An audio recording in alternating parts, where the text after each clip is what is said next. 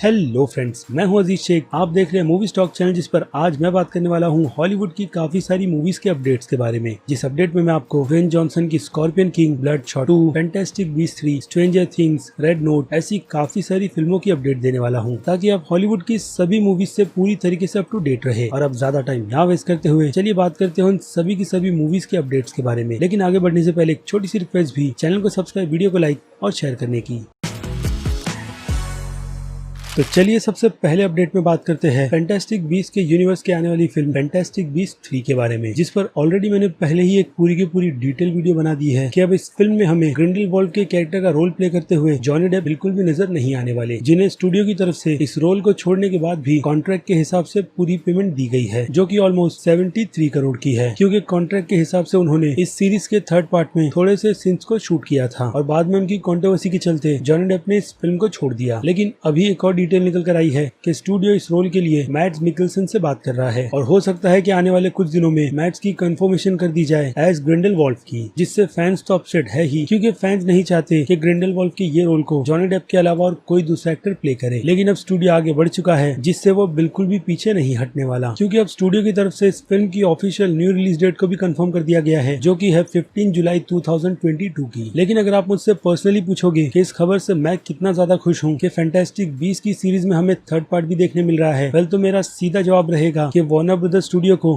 Fantastic beast की ही series को बंद कर देना चाहिए, क्योंकि टाइटल के हिसाब से ये फिल्म पूरी तरीके से गलत डायरेक्शन पे तो चल ही रही है और उसके अलावा इसकी स्टोरी में भी उतना ज्यादा दम है नहीं, जिसमें अगर कुछ अलग करना है तो सबसे अच्छा ऑप्शन होगा कि फैंटास्टिक बीस्ट के इस यूनिवर्स को एक काफी फ्रेश रिबूट करना, लेकिन पुरानी हैरी पॉटर के यूनिवर्स की कास्ट के साथ, जिसकी वजह से फैंस की एक्साइटमेंट भी उन सभी एक्टर्स को फिर से लेकर बहुत ही ज्यादा रहेगी और इससे इस पूरी की पूरी नई फ्रेंचाइजी की भी काफी दमदार शुरुआत होगी, क्योंकि वो हैरी पॉटर के ही फैंस हैं जिन्होंने फैंटास्टिक बीस्ट की सीरीज को भी इतना ज्यादा प्यार दिया है। और ऊपर से सारे के सारे एक्टर्स अगर रिटर्न आ जाएंगे तो उनका प्यार तो इस सीरीज को लेकर और भी काफी ज्यादा बढ़ जाएगा। खैर, लेकिन फिलहाल तो ऐसा कुछ भी स्टूडियो की तरफ से कंफर्म किया नहीं गया है। जो कंफर्म डिटेल है वो मैंने आपको ऑलरेडी दे दी है इस फिल्म से रिलेटेड। इसलिए बढ़ते हैं सीधे अगले अपडेट की तरफ, जो की है विन डीजल की आ रही सुपर हीरो की यूनिवर्स की सेकंड फिल्म यानी कि ब्लडशॉट 2 से रिलेटेड। जी हाँ, इस फिल्म के भी सेकंड पार्ट की कंफर्मेशन कर दी गई है। अब पता नहीं क्यों सोनी पिक्चर्स वालों ने क्या सोचकर इस फिल्म के सेकंड पार्ट की अनाउंसमेंट की है, क्योंकि जिस तरीके का रिस्पांस इस फिल्म को फैंस से लेकर क्रिटिक्स तक ने दिखाया था, उन सभी का रिस्पांस इस फिल्म को लेकर बहुत ही ज्यादा बुरा था, ना कि काफी ज्यादा अच्छा। और ऊपर से कोविड के चलते इस फिल्म के बॉक्स ऑफिस नंबर भी कुछ खास ज्यादा अच्छे निकल कर आए नहीं थे, जो कि 37.3 मिलियन के थे और फिल्म का बजट 45 मिलियन का था। जिसके बाद इस फिल्म को सीधे स्ट्रीमिंग प्लेटफॉर्म पर डाल दिया गया, जिससे कहा जा रहा है कि सोनी पिक्चर्स को अच्छा खासा फायदा हुआ है और इसी प्रॉफिट के चलते इस फिल्म के सेकंड पार्ट की अनाउंसमेंट कर दी गई है।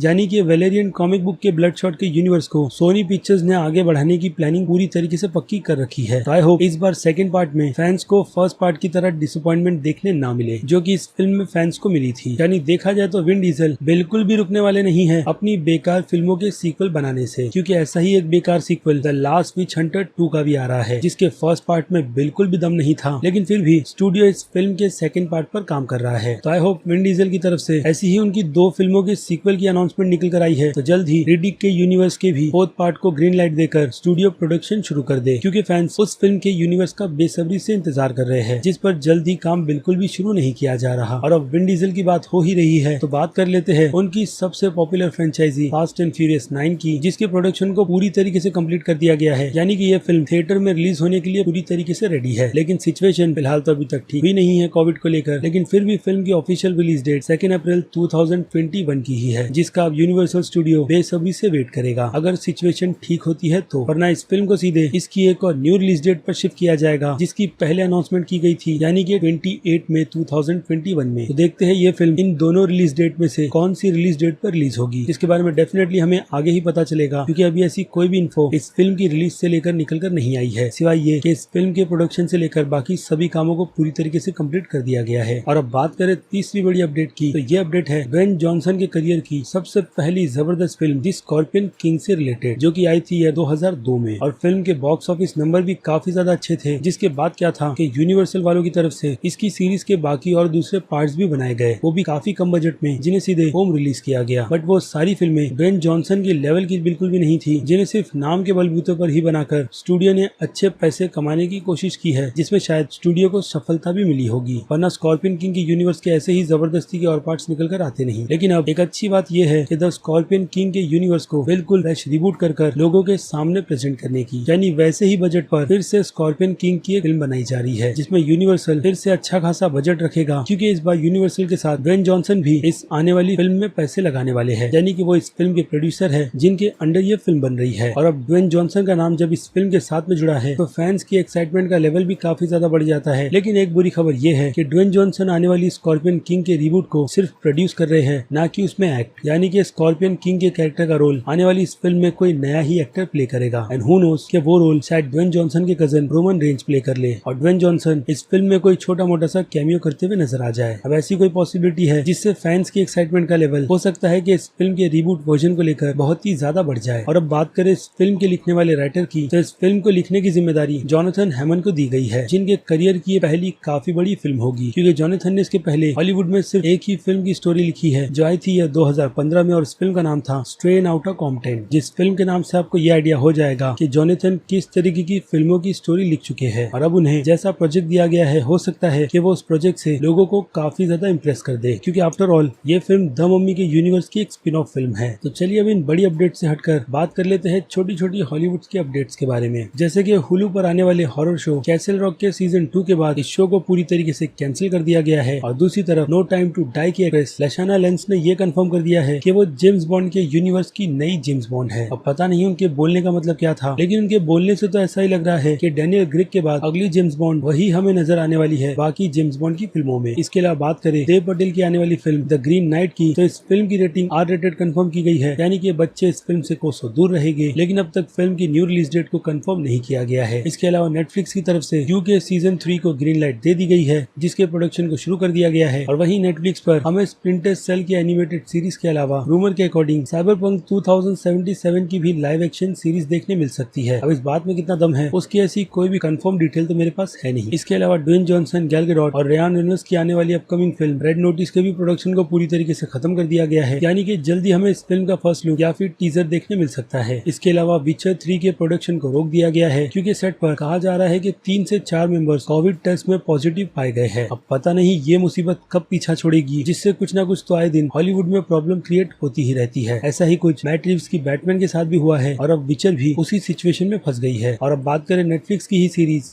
Much awaited series stranger things के सीजन 4 के बारे में, तो इस सीरीज के प्रोड्यूसर और कुछ एपिसोड्स के डायरेक्टर शॉन लीवी ने ये कहा है कि कोविड की वजह से स्ट्रेंजर थिंग्स की स्क्रिप्ट में और भी काफी सारे चेंजेस किए गए, जिसका रिजल्ट है इसके और सीजन के आने का। और इसके अलावा सीजन 4 की स्क्रिप्ट में भी बहुत ही अच्छे चेंजेस हुए हैं, जिसके रिजल्ट से नेटफ्लिक्स से लेकर सारी की सारी टीम भी बहुत ज्यादा खुश है। तो एक तरफ कोविड किसी के लिए अच्छा है तो किसी के लिए बुरा भी, लेकिन इस केस में स्ट्रेंजर थिंग्स को लेकर चीजें अच्छी ही होती हुई नजर आ रही है, क्योंकि जिस तरीके से इसके प्रोडक्शन पर फिर से काम बहुत ही जल्द शुरू किया गया है, उससे तो ये बात साफ है कि नेटफ्लिक्स जल्द से जल्द इस मच अवेटेड सीरीज के सीजन 4 को फैंस के सामने लाना चाहता है, जिसका फैंस बेसब्री से वेट कर रहे हैं। और अब बात करें सोनी पिक्चर्स में आने वाली रेसिडेंट इविल की रीबूट फिल्म की, तो इस फिल्म की बाकी कास्टिंग के अलावा एक और नए एक्टर की कंफर्मेशन की गई है, जिनका नाम है डोनाल्ड लॉग, जो रेसिडेंट के इस रीबूट वर्जन में शेफ आयरन्स के कैरेक्टर का रोल प्ले करने वाले हैं। और अब आखिर में बात कर लेते हैं साल 2009 की आई हुई हॉरर थ्रिलर फिल्म ऑर्फन के प्रीक्वल के बारे में। जी हाँ, इस फिल्म के प्रीक्वल की अनाउंसमेंट कर दी गई है, यानी कि उस प्रीक्वल में हमें ईस्टर्न के कैरेक्टर की पूरी ओरिजिन दिखाई जाएगी कि वो कौन थी और कहां से आई है। तो अगर आपने ऑर्फन फिल्म नहीं देखी है तो मुझे लगता है आपके लिए एक मेजर स्पॉइलर में रिवील करूंगा, क्योंकि उसके बिना तो डेफिनेटली बात होगी नहीं। इसलिए आपको इस फिल्म के प्रीक्वल से रिलेटेड कोई भी डिटेल नहीं चाहिए। अगर आपने फिल्म नहीं देखी है तो वीडियो को यहीं पर रोककर आप स्पॉइलर से पूरी तरीके से बच जाइए, और अगर आप भी यहीं पर है तो डेफिनेटली आपने ये फिल्म देख ली है, जिसके एंड में हमें पता चलता है कि ईस्टर का कैरेक्टर जिसका रोल इस फिल्म में इजाबेली फिल्मोन ने प्ले किया है, वो कोई बच्ची नहीं बल्कि एक मैच्योर औरत थी, जो बच्ची का रूप लेकर उन सभी पेरेंट्स को बेवकूफ बनाती जो उसे गोद लेते। लेकिन फिल्म के एंड में उसका भांडा फूट जाता है और केट अपने हाथों से फिल्म के एंड में ईस्टर्नों को मार देती है, यानी कि ऑर्फन फिल्म के सीक्वल बनने के कोई भी चांसेस नहीं थे। और हाँ, इस फिल्म को प्रोड्यूस लियोनार्डो डिकैप्रियो ने भी किया था, जिसके इस काफी क्रीपी कंटेंट की वजह से फिल्म बॉक्स ऑफिस पर एक डिसेंट हिट रही थी। और अब इतने सालों बाद इस फिल्म के प्रीक्वल की तैयारी कर ली गई है। लेकिन सबसे बड़ी जो सरप्राइज की बात है वो यही है कि ईस्टर्न के रोल के लिए जिस एक्ट्रेस को बुलाया गया है वो और कोई नहीं बल्कि इजाबेली फुरमैन ही है, जिन्होंने साल 2009 में उस बच्ची जैसी दिखने वाली कैरेक्टर का रोल प्ले किया था। और ऊपर से अब ये फिल्म प्रीक्वल है, तो प्रीक्वल को लेकर जो लोगों के दिमाग में एक चीज सबसे पहले घूमती है आज की तारीख में, वो है डी एजिंग की टेक्नोलॉजी, जिसे यूज कर इजाबेली को फिर से बच्ची बनाया जा सकता है। लेकिन वैसी टेक्नोलॉजी में अच्छे नहीं बल्कि बहुत ही अच्छे खासे पैसे खर्च हो जाते हैं, जिस पर मुझे नहीं लगता है कि स्टूडियो इतने ज्यादा ज्यादा पैसे खर्चे कर उस एक्ट्रेस को डी एजिंग के लिए यूज करेगा। यहाँ पर ये रिपोर्ट कंफर्म ये करती है कि यहाँ पर डी एजिंग की टेक्नोलॉजी नहीं बल्कि एक स्पेशल टाइप का मेकअप किया जाएगा जिससे एलिजाबेथ हमें इस फिल्म में कम एज की नजर आएगी। तो मैं इस चीज से बहुत ही ज्यादा एक्साइटेड हूँ कि किस तरीके के मेकअप को यूज कर एलिजाबेथ को हमारे सामने फिर से कम एज का दिखाया जाएगा और फिल्म के सीक्वल में हमें देखने क्या मिलेगा। ये सारी ही चीजें बहुत ही ज्यादा इंटरेस्टिंग है और जी हाँ, इस फिल्म का प्रोजेक्ट भी। वेल, तो ये है ऑलमोस्ट सारी की सारी हॉलीवुड मूवीज के क्विक अपडेट। जिन सभी को लेकर आपकी क्या राय है उस बारे में मुझे कमेंट कर जरूर बताइएगा कि आप इनमें से कौन सी फिल्म और कौन सी सीरीज के लिए सबसे ज्यादा एक्साइटेड है। और इसी के साथ साथ अगर आपको मेरी ये मेहनत जरा सी भी पसंद आई है तो मेरे इस वीडियो को तो लाइक करना बिल्कुल भी मत भूलिएगा ताकि मुझे मोटिवेशन मिलती रहे इस टाइप के कंटेंट को अपने चैनल पर कंटिन्यू रखने की। और अब चलिए खत्म करते हैं वीडियो को यहीं पर। मैं हूँ अजीज शेख, आप देख रहे हैं मूवी स्टॉक चैनल, जिसे अगर आपने अभी तक सब्सक्राइब नहीं किया है तो सब्सक्राइब कर लीजिए और बगल में बने हुए इस बेल आइकन के साथ साथ नोटिफिकेशन को ऑल पर क्लिक कर दीजिएगा। इससे होगा ये कि अपने चैनल पर मैं जब भी कोई नई वीडियो अपलोड करूंगा आपको उसकी नोटिफिकेशन सबसे पहले मिलेगी। इसलिए चैनल को सब्सक्राइब, वीडियो को लाइक और शेयर करना तो बिल्कुल भी मत भूलिएगा। और मैं मिलता हूँ जल्दी आपसे दूसरी किसी वीडियो में किसी और फिल्म या फिर किसी और सीरीज के टॉपिक पर बात करते हुए। तब तक के लिए तो आप मेरे चैनल के बाकी दूसरे वीडियोस को एंजॉय कीजिए। Till then,